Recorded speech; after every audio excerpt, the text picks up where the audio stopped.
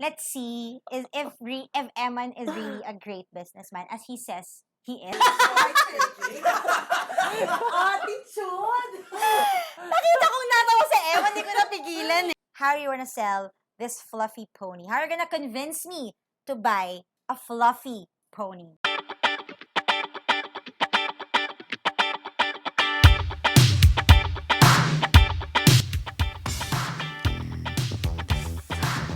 Ulit.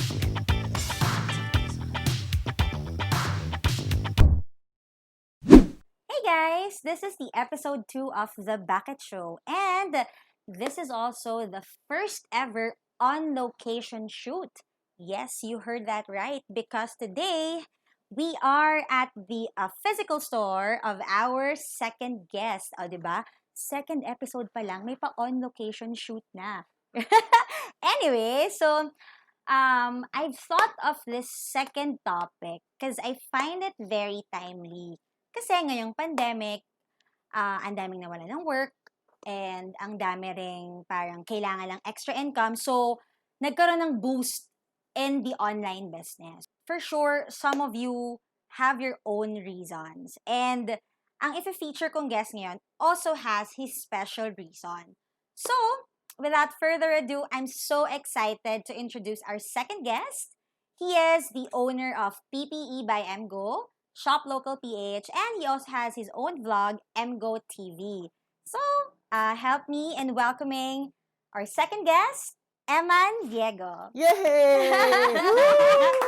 Ayan! I'm so happy to be here. Wow, sobrang happy mo Yes, nga. sobrang happy ko today. Thank you so much, Emman, for saying yes to It's my the pleasure, show. Dave. Yes, actually, he's my high school batchmate, Yeah. good friend, and boss ko din siya. Grabe mo yung boss. Yes, kasi I work with him sa PPE by MGO. Yes. First, I want to thank Emman kasi si Emman helped me have an opportunity during this pandemic kasi isa rin ako sa mga naapektuhan ng pandemic because I worked in the events industry. So there, and we had a project, we had a high school project.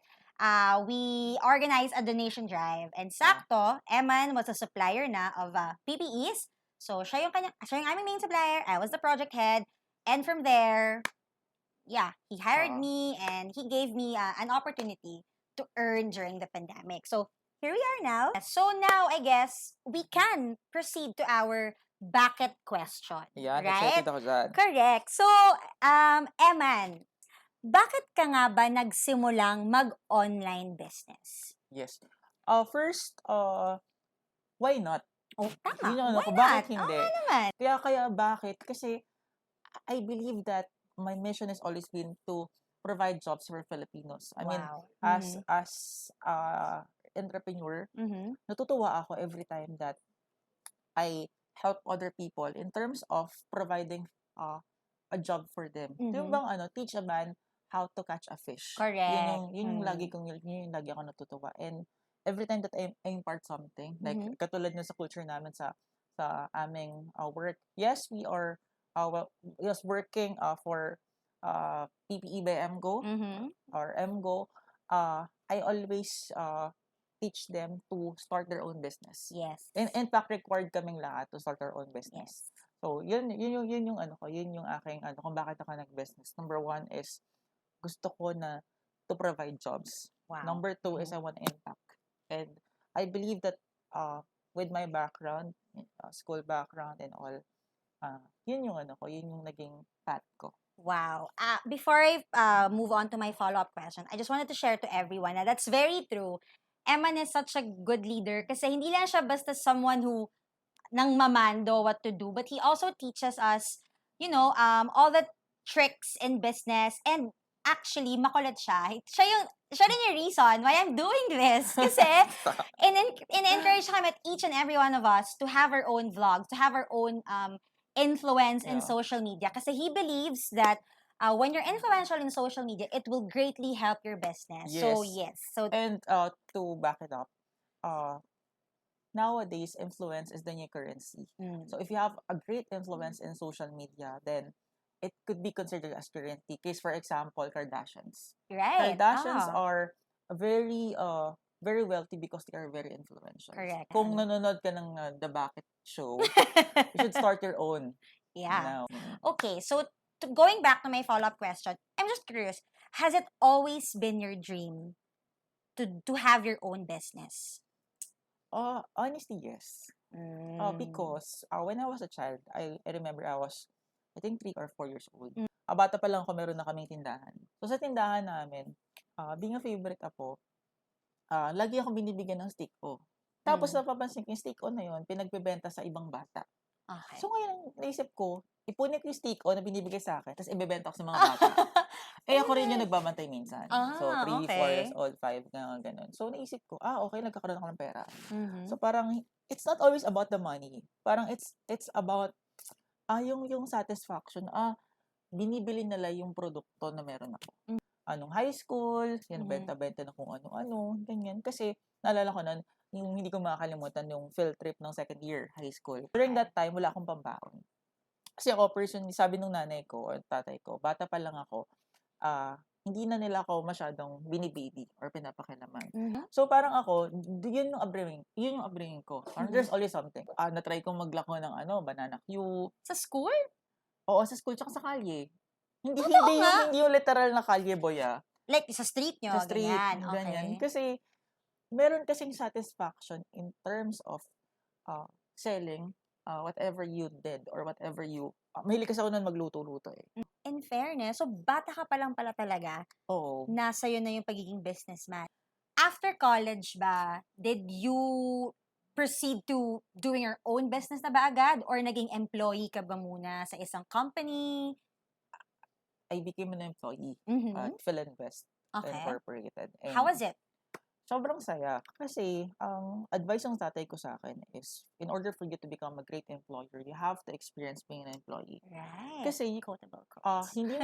hindi mo malalaman kung ano yung feeling ng empleyado mo. Like, for example, pag binibigyan mo sila ng task and all, hindi mo alam kasi hindi mo alam yung feeling na ikaw yung inuutosan. Right. Naman. I remember the story of our owner in Philinvest. Mhm. Yung current president yun, nakalimutan ko yung pangalan niya, basta Gotchanon siya. Okay. So, ang nangyari, yung tatay nila, yung pinaka-head nila, the late Andrew Gotchanon, if I remember correctly, yung mga anak niya, ginawa niya empleyado, hindi sa kumpanya niya, sa kumpanya ng pinsan niya, which is si Gokong Wei. So, Really? ang galing nung nila, and now they are leading Philinvest really. And, importante yung culture talaga. So, in terms of the company culture, na-adopt ko.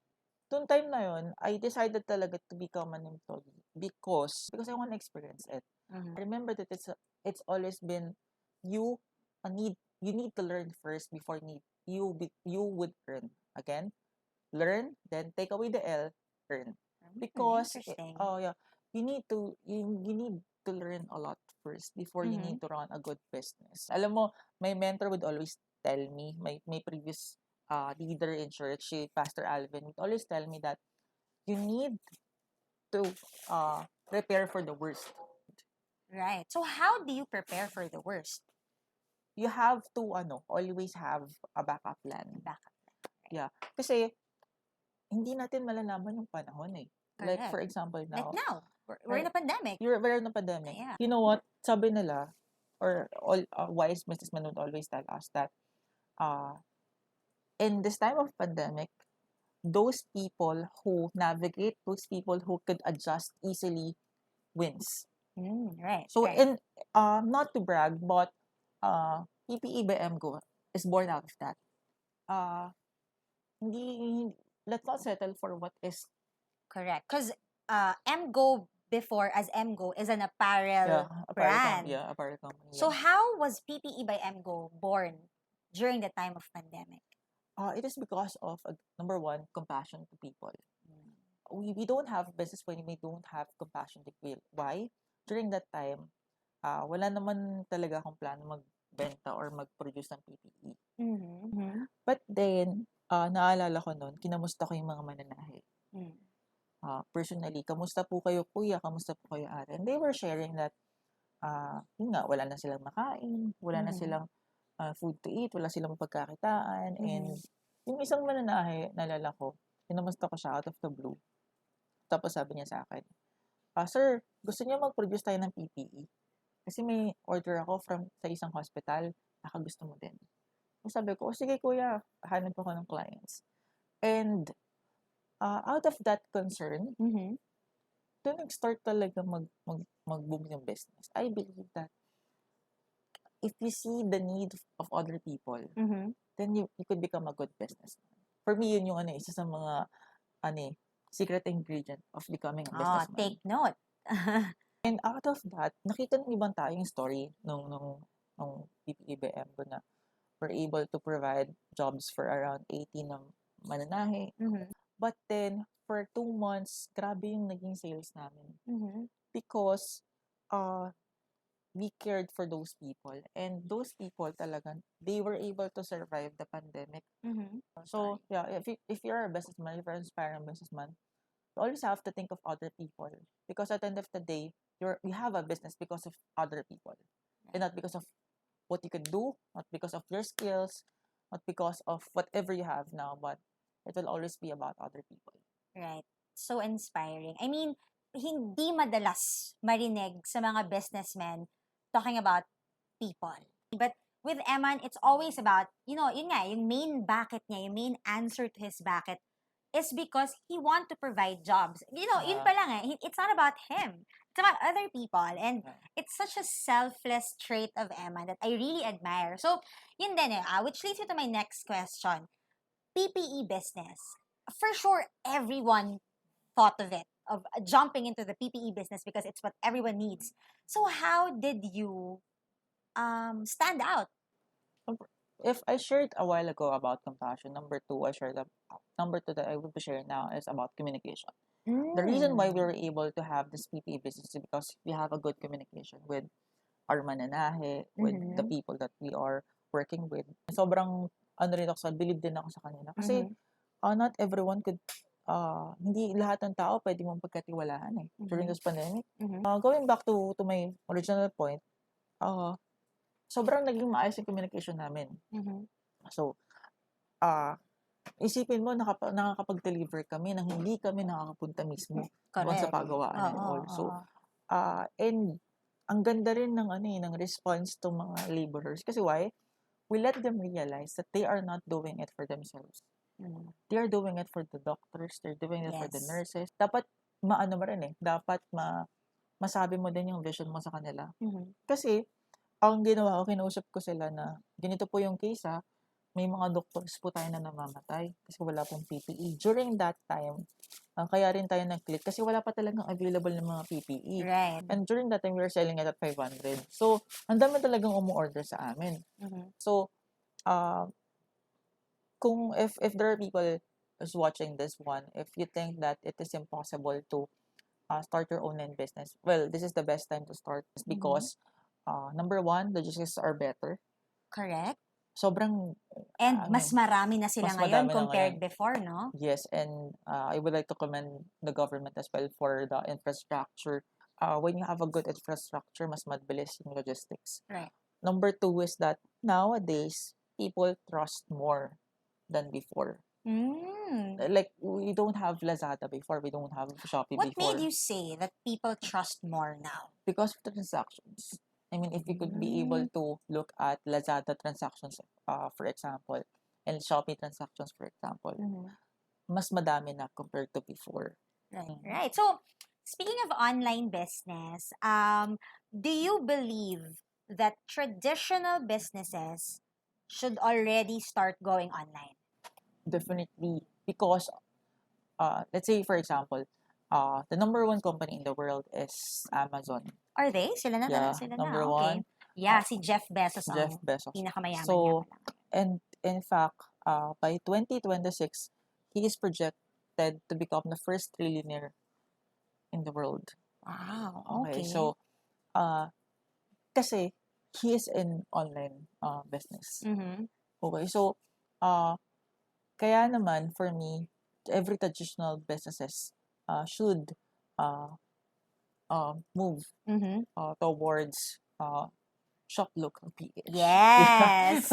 Yeah, Shop Local PH is again, it's made out of concern dun sa mga traditional businesses because like for example, if your business is in, for example, Bicol, and you're having a hard time selling your product in your area alone. So you need a bigger scope or bigger market. So you should try selling online. And the best area to start selling online is in Metro Manila, because couriers are here. And Shop Local PH is not just your online shop, but it's progressive online shop. We do our live shows, we do our messenger marketing. Ayun kasi yun sa mga secrets natin. Messenger marketing na, alam niyo, messenger marketing, not everyone knows it. Right. Pero messenger marketing, meron siyang 98% open rate. Pag may nag-message sa'yo, diba, usually binabasa mo yan. Correct. Parang, is it like almost the same as SMS? Yes. Right. Pero kasi SMS, hindi mo malalaman kung if they read it. nabasa nila. Yeah. And even yung sa messenger natin, automated siya. Right. Automated responses. So, kasi it's important kasi may mga customers na pag hindi lang sila na-replyan. Oo. Ano na sila, dead man na agad. Yun. So, if you're an online seller, yun talaga, dapat ma-replyan mo sila kagad. Dapat malaman mo kagad yung ano yung need nila, ano yung dapat ma-answer mo kagad kung ano yung tinatanong nila. Right. Kung ikaw online seller ka na ngayon, we have to improve our communications. Kasi, a loyal customer would always refer you. Katulad nung nangyayari sa atin. We sometimes, for a lot of our orders, siguro 80% are coming from referrals. Modesty aside, because of a good product and good service. Kasi may rule kami na kapag umorder, for example, kung kaya i-deliver ngayon, i-deliver mo ngayon. Right. Kasi, ito pa, secret. Gusto nila, kahit na mas mahal yung shipping, kahit na umabot pa yan ng 300 or more, basta makuha ngayon. agad. Diba? And ito, hindi ko to na kukuha dahil nagre-research ako. Nagre-research lang. Hindi. Nakuha ko to sa mga customers natin because we are trying to know who our customers are. Right. Kasi as a businessman, you don't start a business because you want it, but because people want it. Right. Kailangan alamin mo kung ano yung gusto nila. So, tayo, nalaman natin na mga tao gusto nila same-day delivery. Correct. And if you're gonna, kung alamin mo, like kanina, diba? O dali-dali, nag-order ng 12 o'clock, mga ganyan. Right. Tapos deliver mo before 2:30. Tayo naman, so, ang lolo mo, more, ang puwet. So, ang dami niya. So, bulk order siya. So, kailangan i-deliver mo kagad. So, dahil na-deliver kagad, as in, 2:30 on time, nag-refer kagad. Tapos nag-order kagad siya. Okay. That's what quality service could do to your business. I would like to take this opportunity to thank my friends, our batchmates, yes, and everyone who was supporting us. Kasi doing my business isn't just about me, but it's about the community helping me. Correct. Pero, yun, secret dun kasi maingay na sa social media. Yes. And that's the beauty of online compared to traditional. Kumbaga traditional, you can always use word of mouth. Yeah. Pero like, parang may certain proximity pa. Yes. But with online, just a type away, just one click away, it's so easy to get the word out. Yes. Diba? And if you're, secret tip ulit. And if you're a businessman, huwag kang mahiya mag-post online. Why? Number one, algorithm ng Facebook. Kapag nag-post ka online, if people likes it, people shares it, the tendency is they would see your post. Correct. More often. So, ibig sabihin, kahit na hindi related sa business mo, post something that would give them value. Something that would be of interest to them. So, we've talked about all the advantages of online and your reasons behind. Can you share with us your struggles, like putting up MGO, putting up PPE by MGO, Shop Local PH? Of course, I have a lot of struggles talaga. Number one is when when the day came that I myself don't believe in me. May time talaga na talagang super bankrupt, as in super bankrupt with -0 Celsius. You came to that point? Oo naman, ang daming utang. And good thing my friends are really understanding. yung mga investors and all, ganyan, because of my wrong decisions in the past,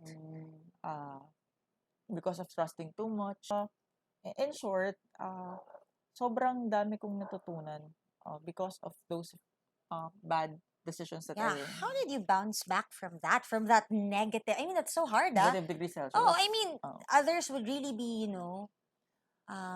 lost. I think I couldn't, I couldn't have done it. Tama ba yung English ko? Oo naman.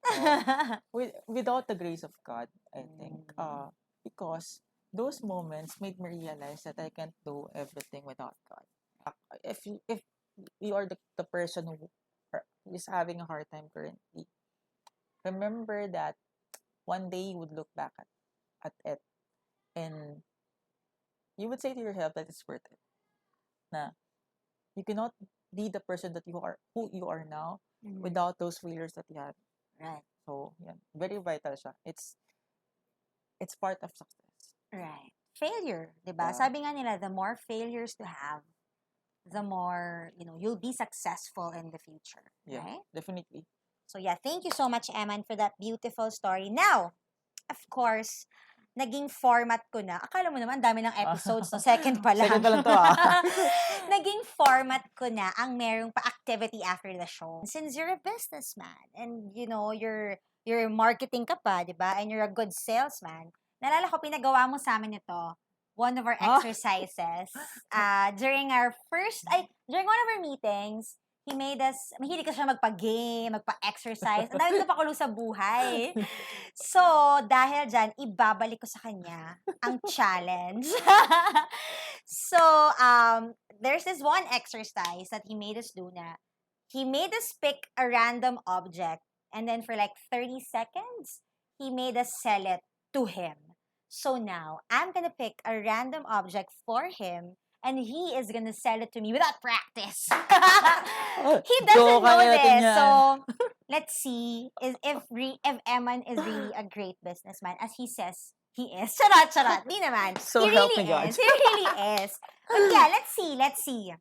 Okay, so this is the object I picked. So I picked this. This is a fluffy pony, an orange fluffy pony. So, Emman. Okay, ready? I'm gonna sell it to you. Yes, we're gonna sell them into them. So, look at me into them. How are you gonna sell this fluffy pony? How are you gonna convince me to buy a fluffy pony? Okay? Timer. Hold the item. Timer starts now.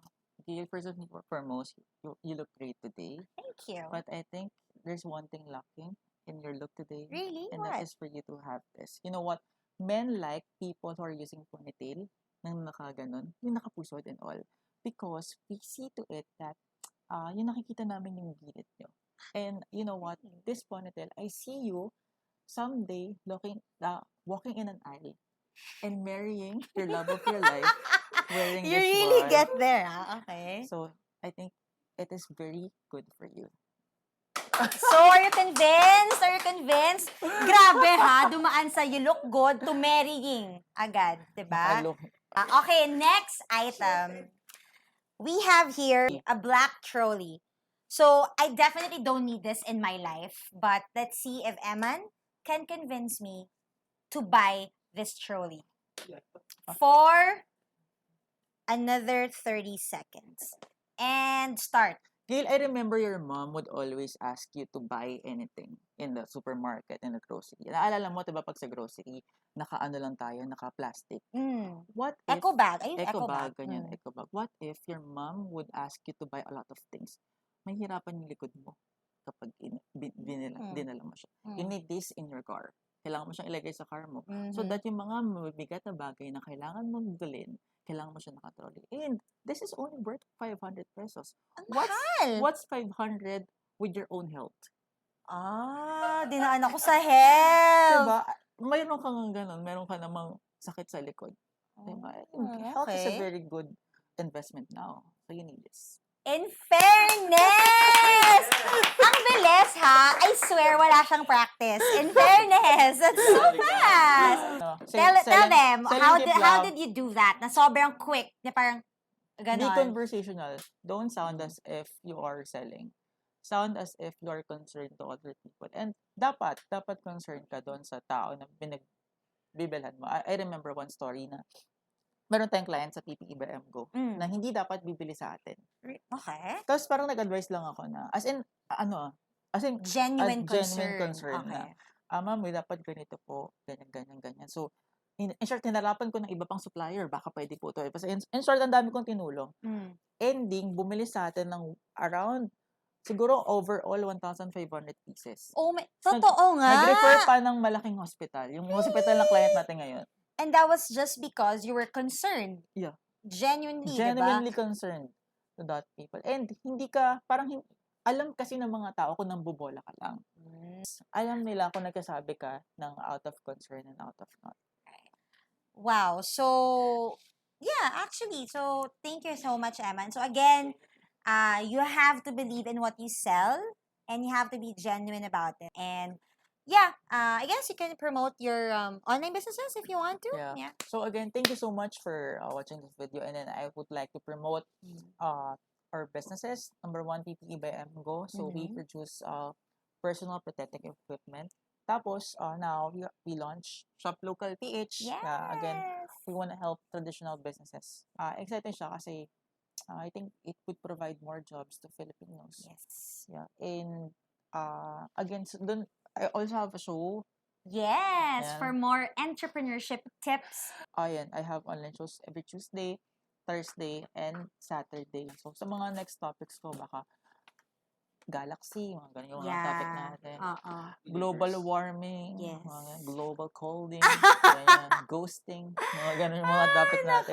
Yeah, he has MGO TV. Go like Go, yeah. and subscribe in his YouTube channel kasi more entrepreneurship. And yun nga, he also has a talk show featuring naman different, moving on, how to move forward with your life. So, very interesting topics as well. So, yeah.